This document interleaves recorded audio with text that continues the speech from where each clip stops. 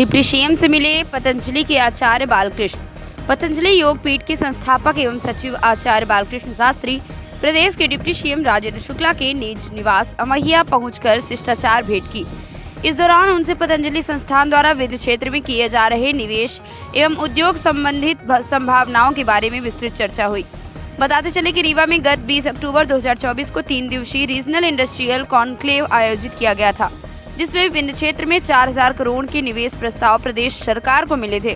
उसी के तहत एमयू की पहली रजिस्टर्ड लीज गुरुवार देर रात पतंजलि समूह से एग्रीमेंट साइन देर रात तक जिला पंजीयक कार्यालय हुई। लीज के तहत मऊगंज जिले के हनुमाना तहसील में विकसित औद्योगिक क्षेत्र में उद्योग लगाने करार होना है। पतंजलि ग्रुप की इकाई स्थापित होने से इस क्षेत्र में रोजगार के अवसर खुलेंगे। इस दौरान एमपीआईडीसी रीवा क्षेत्र के अधिकारी और पतंजलि ग्रुप की टीम ने पंजीकृत करार को पूरा करने तक कलेक्ट्रेट परिसर में मौजूद रहे। गौरतलब है कि पतंजलि समूह मऊगंज जिले में फूड प्रोसेसिंग प्रोडक्ट इंडस्ट्री लगाने की तैयारी शुरू कर दी है। आपके यहाँ पधारे थे इस पर पतंजलि समूह के आचार्य बालकृष्ण जी आज रीवा पधारे थे, जो उन्होंने रीजनल इंडस्ट्री कॉन्क्लेव जो हुई थी राजकपूर ऑडिटोरियम में मुख्यमंत्री जी के अध्यक्षता में, उसमें उन्होंने वो ज़मीन जो 2011 में हमने एमपीआईडीसी को दी थी पतंजलि समूह के लिए कि वहाँ पर वो फूड पार्क लगाएंगे तो कृषि आधारित उद्योग स्थापित हो सके, जिससे कृषकों को फ़ायदा हो।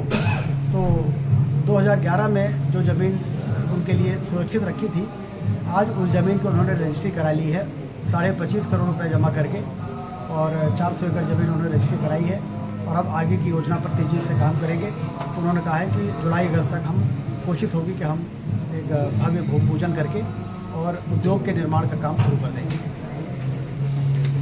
को मैं बहुत बधाई और शुभकामनाएँ देता हूँ।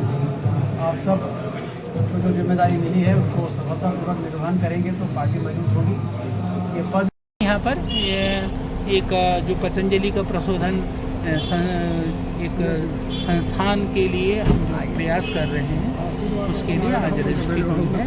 माननीय डिप्टी सीएम साहब के एक